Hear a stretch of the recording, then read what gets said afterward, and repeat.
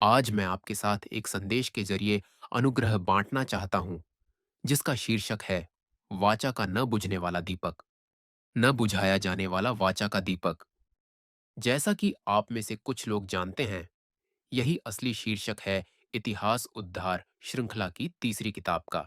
और आज मैं परमेश्वर से यह प्रार्थना करना चाहता हूं कि वह हमारे दिलों की आंखें खोल दे, ताकि हम सच में समझ सकें कि परमेश्वर के जनों ने इस किताब का नाम इस तरह क्यों रखा। यह यीशु मसीह की वंशावली के पहले दौर के बारे में बता रहा है और ये कोशिश कर रहा है कि किताब के शीर्षक और मत्ती के पहले अध्याय के बीच क्या संबंध है।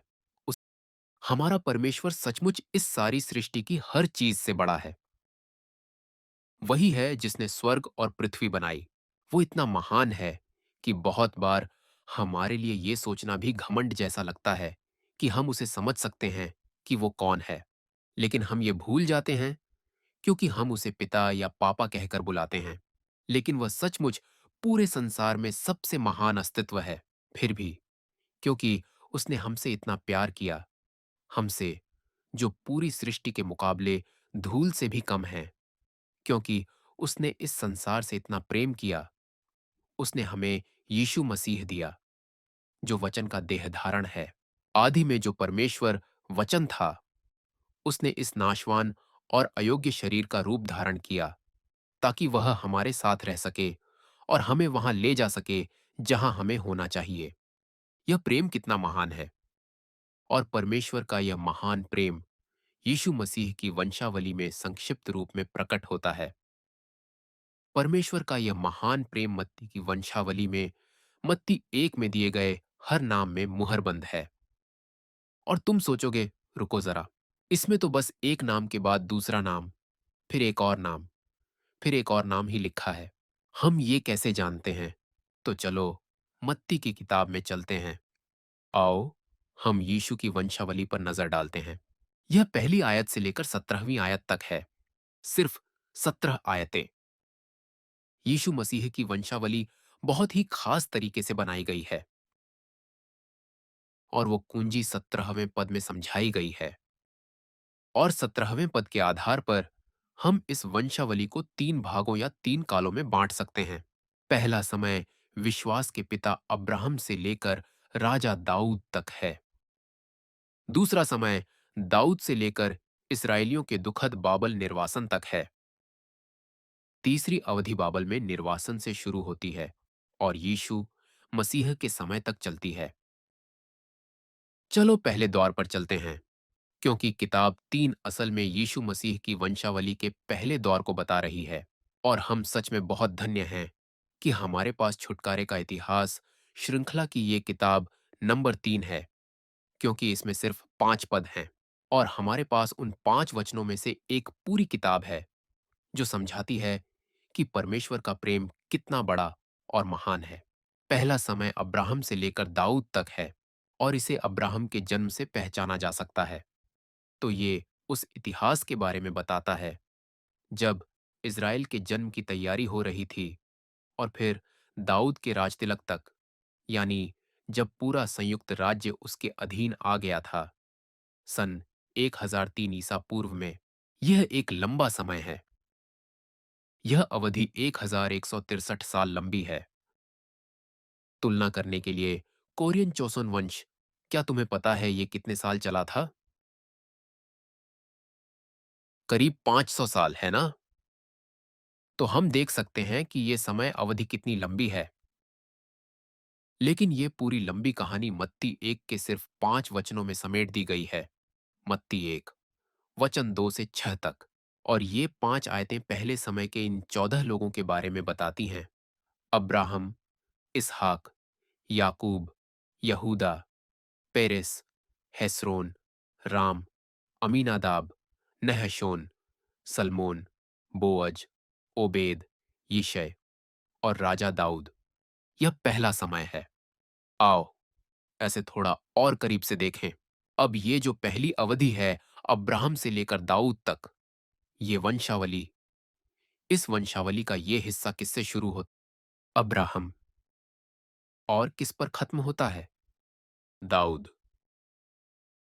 चूंकि परमेश्वर ने अब्राहम के साथ अपनी वाचा स्थापित की, और जैसा कि हमने आज की शुरुआती आयत में पढ़ा, परमेश्वर ने दाऊद के साथ भी वाचा स्थापित की, तो हम कह सकते हैं कि यह पहली अवधि परमेश्वर की वाचा की अवधि के रूप में पहचानी जाती है।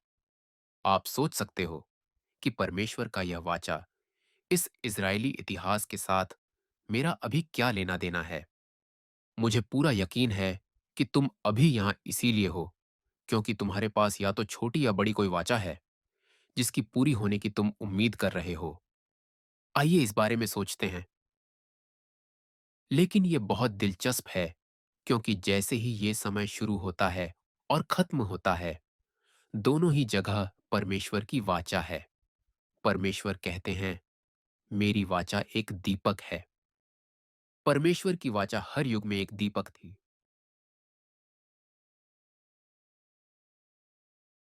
तो हमें एक बात हमेशा याद रखनी है, जब भी आप दीपक शब्द सुने, तुम्हें दीपक कब चाहिए? जब बहुत अंधेरा होता है। तो जब भी तुम दीपक या दिया शब्द सुनो, तो समझ लो कि वो समय गहरे अंधकार में है। वो समय जो हमें सच में पसंद नहीं आता। लेकिन यीशु के मसीही विश्वास के इस समय से हमें यह पता चलता है कि चाहे समय कितना भी अंधकारमय क्यों ना हो, परमेश्वर का यह दीपक, परमेश्वर का वादा और परमेश्वर ने जो तुम्हारे और मेरे साथ वाचा की है, वह कभी बुझने वाली नहीं है। क्यों? क्योंकि ये वाचा कोई आम वाचा नहीं है।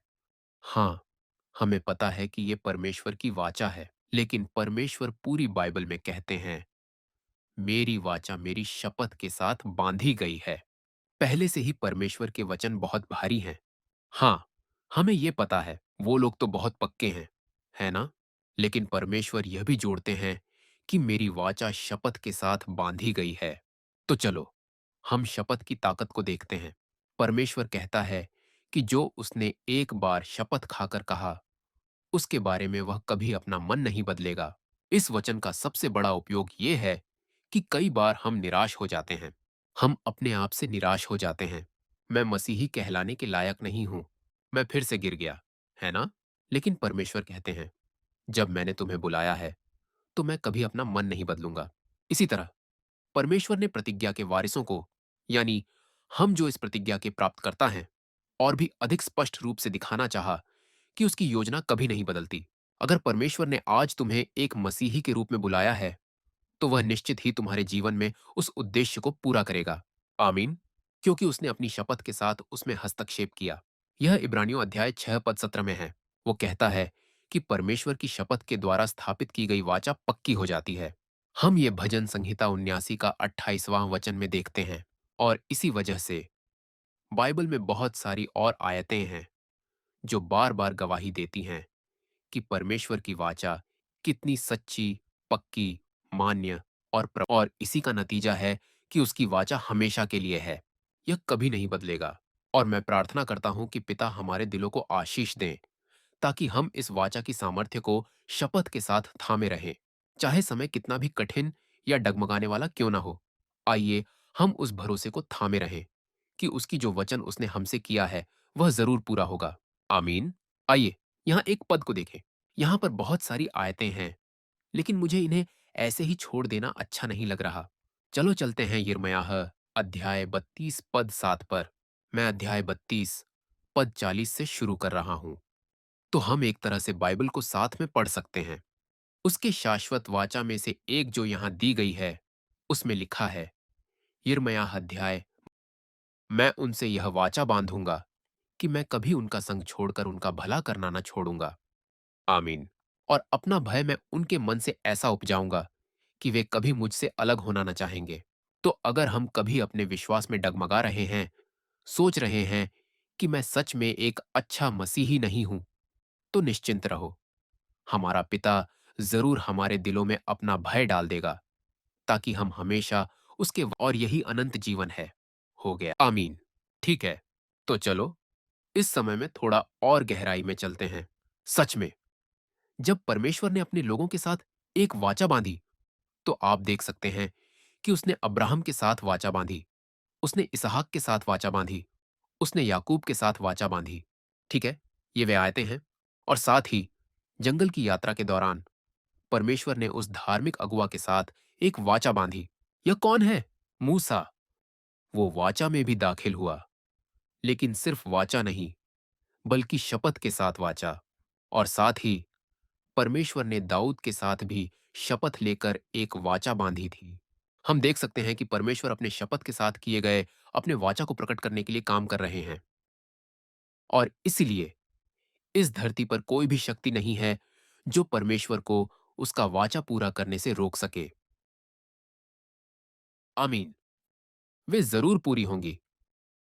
और चाहे अंधकार की शक्ति कितनी भी प्रबल क्यों ना हो, वो हमारे व्यक्तिगत जीवन में, हमारे देश के इतिहास में या इस संसार में परमेश्वर की व्यवस्था को रोकने की कितनी भी कोशिश कर ले, वो उस वाचा की पूर्ति को रोक नहीं सकती जिसे अटल परमेश्वर ने अपनी शपथ के साथ स्थापित किया है।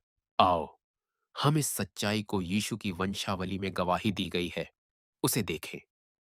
हमारे पास ये 14 आकृतियां वो फिर से हैं। इस समय के दौरान इजरायली लोगों ने अनगिनत पाप किए। अब्राहम के समय से लेकर पहले युग के अंत तक और दाऊद के समय तक उन्होंने बार बार परमेश्वर का दिल तोड़ा। उदाहरण के लिए हेस्रोन, राम, अमीन, अदाब, नाशोन के बीच हमें पता है कि मिस्र में लगभग 400 साल की गुलामी थी। मिस्र में 430 साल तक परदेशी होकर रहना। उन्होंने वहां परमेश्वर की आराधना नहीं की, उन्होंने मूर्तियों की पूजा की। वे दास थे। उनके पास ये चुनने का विकल्प नहीं था कि वे क्या करना चाहते थे। और साथ ही जंगल की यात्रा के दौरान उन 40 सालों में जब लोगों ने विश्वास नहीं किया।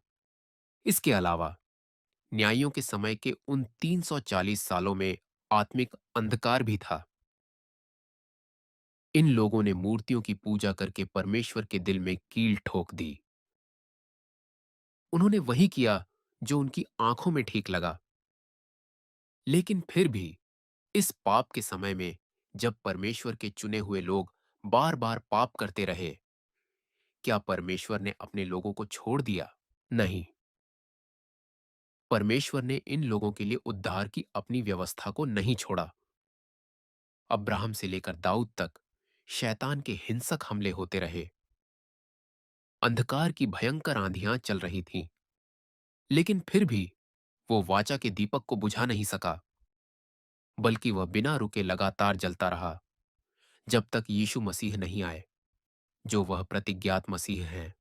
और ये परमेश्वर की शपथ पर आधारित है, जो कहते हैं, कुचले हुए नरकट को वह न तोड़ेगा और न टिमटिमाती बत्ती को बुझाएगा। हालेलुया। कई बार मुझे भी ऐसा ही महसूस होता है। मुझे ऐसा लग रहा है जैसे ये अंधकार हमारे चारों ओर छा गया है। मुझे ऐसा लगता है कि मेरी बातें छोटी और छोटी और ये तो बस अभी बुझने ही वाला है। क्या तुम्हें कभी वो अनुभव होता है? चलो इस वचन को एक साथ पढ़ते हैं। परमेश्वर क्या वादा करते हैं? हमारा परमेश्वर टूटी हुई सरकंडे को नहीं तोड़ेगा और इस अंधकार में धुंधली जलती बत्ती को बुझाएगा नहीं। वो विश्वास योग्य होकर न्याय लेकर आएगा। आमीन। और ये शपथ का करार हमें याद रखना है, ये सिर्फ उन लोगों पर लागू नहीं होता जो हजारों साल पहले जीते थे। बाइबल में पहला कुरिन्थियों 10 का 11 में साफ लिखा है कि ये बातें हमारे लिए लिखी गई थीं जो आखिरी समय में जी रहे हैं। और जो वाचा इन 14 व्यक्तियों के जरिए यीशु मसीह की वंशावली के पहले दौर में बांधी गई थी, वो सिर्फ उन्हीं के लिए नहीं थी। और चलो व्यवस्था विवरण 29 को देखें। मूसा समझाते हैं कि यह वाचा जो परमेश्वर की शपथ के साथ बांधी गई थी, सिर्फ उनके लिए ही नहीं थी। आओ पढ़ते हैं। फिर मैं इस वाचा और इस शपथ में केवल तुमको नहीं, परंतु उनको भी जो आज हमारे संग यहां हमारे परमेश्वर यहोवा के सामने खड़े हैं। और किसके साथ? जो आज यहां हमारे साथ नहीं है।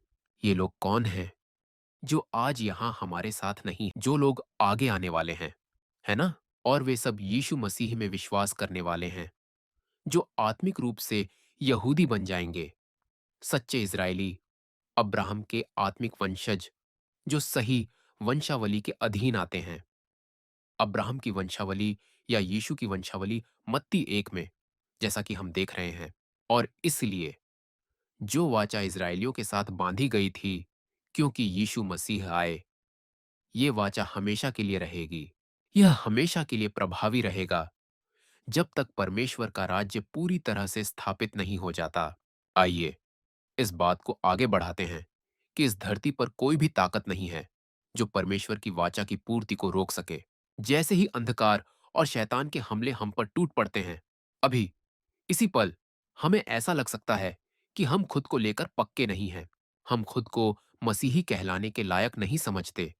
अपने पिता के साथ, अपने रिश्ते या सच्चे मसीही होने की पहचान को लेकर बहुत असुरक्षित महसूस करते हैं। लेकिन हमें याद रखना चाहिए कि सबसे पहले परमेश्वर ने हमें चुना था। और यहाँ वंशावली में हर एक व्यक्ति के जीवन को देखकर हम बार बार यह पक्का कर सकते हैं कि सब कुछ परमेश्वर की संप्रभु इच्छा के अनुसार पूरा हुआ। जो महत्वपूर्ण शब्द है वो है प्रभु की संप्रभुता से चुनाव। ठीक है, तो चलो इसे देखते हैं।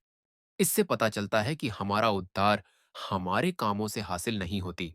हमारा उद्धार हमारी दौलत, ताकत, इज्जत, विद्या या काबिलियत पर नहीं, बल्कि सिर्फ परमेश्वर की संप्रभु अनुग्रह पर निर्भर करता है।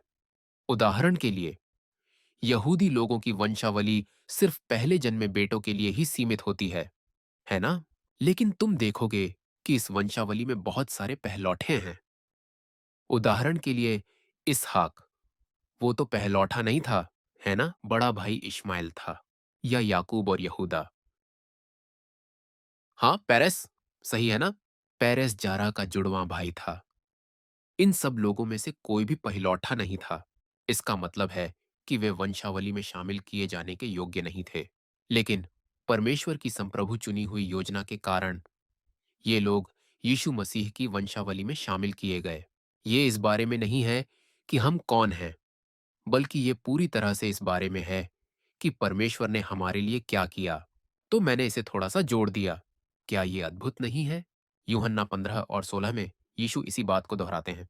वो कहता है, तुमने मुझे नहीं चुना, परंतु मैंने तुम्हें चुना है और तुम्हें ठहराया, ताकि तुम जाकर फल लाओ और तुम्हारा फल बना रहे, कि तुम मेरे नाम से जो कुछ पिता से मांगो वह तुम्हें दे। क्योंकि परमेश्वर ने हमें चुना है। उसने हमारा अतीत, हमारा वर्तमान और हमारा भविष्य देखा। मुझे पूरा यकीन है कि जो अच्छा काम उसने हम में शुरू किया है, वह उसे जरूर पूरा करेगा। आमीन। और इसी बात को इफिसियों 2 का 8 और 9 भी समझाता है।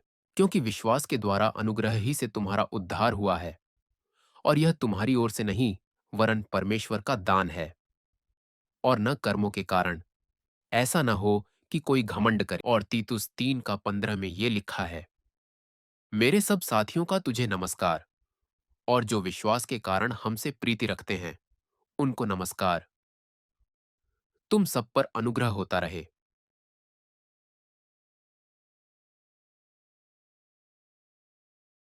फिर से हम इस वंशावली में कुछ बहुत ही अनोखे लोगों को भी देख सकते हैं। परमेश्वर ने वंशावली की इस पारंपरिक संरचना को तोड़ दिया जब उन्होंने उसमें महिलाओं के नाम शामिल किए, जो यहूदी संस्कृति में बहुत बड़ा निषेध, वर्जित बात थी। और सिर्फ इतना ही नहीं, ये महिलाएं गैर यहूदी थीं। वे तो इजरायली भी नहीं थे, जिन्हें यहूदी लोग तिरस्कार की नजर से देखते थे। वे कौन हैं? तामार ने समझ लिया कि विश्वास की वंशावली रुक नहीं सकती, और इसी वजह से उसने अपने ससुर यहूदा के साथ ये भयानक काम किया। मैं तुम्हें इसके बारे में कोई बिगाड़ने वाला नहीं देने वाला हूं, और बाद में इसके बारे में जान लेना। और मुझे पूरा यकीन है कि अगर तुमने अब तक नहीं सुना है, यहां भी राहब, क्या तुम्हें पता है कि राहब कौन थी? वो सिर्फ एक औरत नहीं थी, वो सिर्फ गैर यहूदी नहीं थी, वो एक वेश्या भी थी। हम किसकी वंशावली की बात कर रहे हैं, उसमें कौन बिल्कुल भी शामिल नहीं हो सकता? यीशु मसीह की वंशावली, है ना? लेकिन उसने स्वीकार किया, तुम्हारे परमेश्वर यहोवा ही परमेश्वर है, जो ऊपर स्वर्ग में और नीचे पृथ्वी पर है। तो हम देख सकते हैं कि सिर्फ मसीह यीशु पर विश्वास के द्वारा ही हम इस वंशावली का हिस्सा बन सकते हैं। आखिरी व्यक्ति है रूत, वही प्रसिद्ध रूत। मोआब देश की उसने परमेश्वर के पंखों के नीचे शरण ली। तो देखो, यहां कोई भेदभाव नहीं है और कोई भी धर्मी बन सकता है। कोई भी यीशु के परिवार का हिस्सा बन सकता है। कोई भी इस वंशावली का हिस्सा बन सकता है, अगर वो यीशु मसीह पर विश्वास करता है। चाहे हमारी जिंदगी अभी कितनी भी उलझी हुई क्यों ना हो, या शायद पहले रही हो, और चाहे तुम्हें कितनी भी मुश्किलें झेलनी पड़ी हों या पहले आई हों, परमेश्वर आज हमारे विश्वास को सबसे ज्यादा अहमियत देता है। आओ, आज हम जी लें। आइए आगे बढ़ते हैं। आओ, हम अपने अतीत या जो गलतियां हमने की हैं, उन पर मत अटकें। ऐसा कभी भी तुम्हें रोक ना पाए। आइए हम याद रखें कि यीशु ने हमारे लिए क्या किया और आगे बढ़े। तो मैं अब हमारी समाप्ति की ओर बढ़ना चाहता हूं, जो कि आज का हमारा आरंभिक वचन है। मुझे लगता है कि ये वचन अब तक हमने जो बातें की हैं, उसी के अनुसार सबसे ज्यादा दिलासा और हिम्मत देता है। यह वचन वाचा की सामर्थ का गवाह है और यह दिखाता है कि कैसे इसने इज़राइल के इतिहास को यीशु मसीह के आने तक आगे बढ़ाया, और कैसे यह आज भी हमारे जीवन, हमारे इतिहास को सब कुछ परमेश्वर के छुटकारे के काम के अनुसार आगे बढ़ाता है। यह वचन 2 इतिहास 21 का 7वां वचन अगर मैं आपके लिए पढ़ूं, तो भी यहोवा ने दाऊद के घराने को नाश करना न चाहा। ये पहले से ही हमें एक गंभीरता और अंधकार का माहौल देता है, क्योंकि उसका जो वाचा दाऊद के साथ था, और उसने वादा किया था कि वह हमेशा के लिए उसके और उसके बेटों को एक दीपक देगा। यह वचन हमें बताता है कि यह समय कितना अंधकारमय रहा होगा। और फिर भी जब इस घराने का नाश होना चाहिए था, तब परमेश्वर कहते हैं, मैं इस घर को नाश नहीं करूंगा, क्योंकि मैंने पहले ही वादा किया है। किस बात का वादा? भेड़ का बच्चा देना। वे कभी बुझेंगे नहीं, चाहे अंधेरा कितना भी गहरा क्यों ना हो। लेकिन क्या तुम्हें पता है कि इसके ठीक पहले कौन सी आयत आती है? क्या तुम्हें पता है ये समय कितना अंधकारमय था जब परमेश्वर ने ये कहा? आइए यहां पर पहले वाले पद को देखें। ये पद 7वां है ना? छठे पद में लिखा है, वह इसराइल के राजाओं की सी चाल चला, जैसे अहाब का घराना चलता था, क्योंकि उसकी पत्नी अहाब की बेटी थी, और वह उस काम को करता था। अहाब इज़राइल का उत्तर का राजा, है ना? इतिहास में इज़राइल का सबसे बड़ा मूर्ति पूजक, सबसे दुष्ट राजा। तो वो इज़राइल के इतिहास में एक बहुत ही दुष्ट राजा का उदाहरण बन गया, है ना? लेकिन यहाँ दक्षिण के राजा, जहाँ दाऊद की वाचा थी, ये राजा किसके रास्ते पर चल रहा था? अहाब का रास्ता। सिर्फ इतना ही नहीं, अहाब की बेटी उसकी पत्नी थी। जो लोग उद्धारक इतिहास का अध्ययन कर चुके हैं, क्या आप जानते हैं कि अहाब की बेटी कौन थी? अहाब और ईजेबेल के कौन थे? अतल्याह। इसी समय की बात है। देखो कितनी बुराई थी। ये वो वक्त था जब दक्षिणी राज्य यहूदा पूरी तरह से नाश होने के कगार पर था। मसीहाई वंश का बीज पूरी तरह से समाप्त हो गया। फिर भी परमेश्वर क्या कहता है? फिर भी यहोवा दाऊद के घराने को नाश करने के लिए तैयार नहीं था, क्योंकि उसने उसके साथ वाचा बांधी थी। मैं प्रार्थना करता हूं कि हम सब जान लें कि यह वाचा इतिहास भर में, समय और स्थान के पार हम तक आई है, और यह यीशु मसीह के द्वारा हम तक पहुंची है, क्योंकि ये वाचा पूरी तरह से यीशु मसीह के आने के बारे में है ना? उत्पत्ति 1 का 1 में लिखा है, आदि में परमेश्वर ने आकाश और पृथ्वी की सृष्टि की। इसने पूरी बाइबल को खोल दिया। और जो समानांतर वचन नया नियम में है, उत्पत्ति 1 पुराने नियम, पुरानी वाचा में है। नए नियम में, नई वाचा में सबसे पहली पंक्ति जो समान पद है, वो है मत्ती 1 का 1। यीशु मसीह की वंशावली की किताब, जो दाऊद का पुत्र और अब्राहम का पुत्र है। यह किताब, यह वादा, सब कुछ यीशु मसीह के आने के बारे में है। वो हर एक वाचा को पूरा करने वाला है जो परमेश्वर ने कभी भी की है। वही वादा जो परमेश्वर ने उत्पत्ति 3 का 15वां वचन में किया था। औरत का वंश। बाइबल गवाही देती है कि यीशु मसीह पहले ही आ चुके हैं, मतलब पहली बार आना, है ना? उसके वाचा के अनुसार बाइबल हमें बता रही है कि पहली बार प्रभु का आना इसीलिए हुआ ताकि हमें ये भरोसा हो सके कि जो आगे आने वाला है, यानी दूसरी बार प्रभु का आना, वो भी जरूर पूरा होगा। जैसे औरत का वंश आएगा और शैतान का सिर कुचल देगा, चाहे अभी इस पल में या हमारे अतीत में या भविष्य में कोई भी समस्या क्यों ना हो।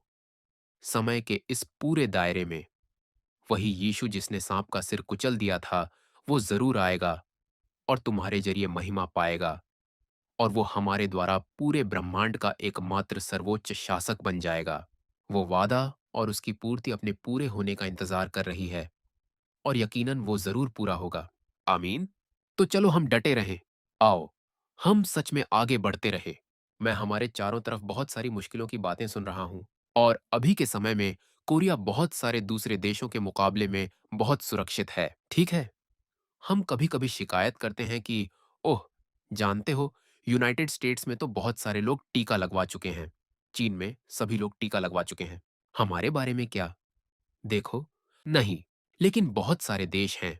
आप जानते हैं, हमें पास्टर लोग फोन करके कहते हैं, क्या आप हमारी किसी भी तरह से मदद कर सकते हैं? लोग अपनी नौकरियां खो रहे हैं। सिर्फ इतना ही नहीं, मुझे कोरोना भी हो गया है।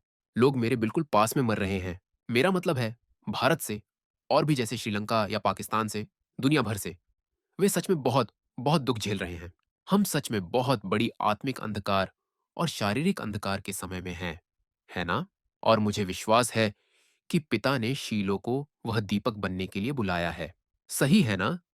इंसान की आत्मा यहोवा का दीपक है, और उसने हमें बुलाया है ताकि हम अंधकार में चमकने वाले दीपक बन सकें, ताकि हम उन्हें आशा दे सकें, वह हिम्मत दे सकें कि प्रभु का दूसरा आगमन। भाइयों, तो चलो हम डटे रहें। हम सिर्फ दान पुण्य का काम नहीं करने जा रहे हैं, जैसे खाना बांटना, पैसे देना, ये सब चीजें, ठीक है? लेकिन हम में से कुछ को वहां बाहर जाना पड़ता है और उन्हें आत्मिक भोजन देना पड़ता है, क्योंकि आत्मिक अकाल ही है। तो क्या हम तैयार हैं? आओ, हम उसकी वाचा को थामे रखते हुए अपना दीपक जलाएं। आओ, हम एक दूसरे की मदद करें ताकि हमारी ज्वालाएं मिलकर एक बड़ी आग बन जाए। मेरा मतलब है, हमारा शीलो लोगो तो पूरी दुनिया को आग की लौ पर दिखाता है ना? आओ, हम ये साथ में करें। आमीन। ठीक है। और हमारे पास बहुत सारे सेमिनार होते हैं। पिछले हफ्ते हमारी प्यारी इंडोनेशिया चर्च ने एक शानदार, अद्भुत सेमिनार आयोजित किया था। हमारे यहाँ हमारी कलीसिया में घोषणा के द्वारा एक और सेमिनार होने वाला है, और मुझे सच में एहसास हुआ, क्योंकि समय बहुत कठिन है। वाह! हम वही आत्मिक पहिलौठा हैं जो सारी दुनिया के लोगों को आत्मिक भोजन देने के लिए चुने गए हैं।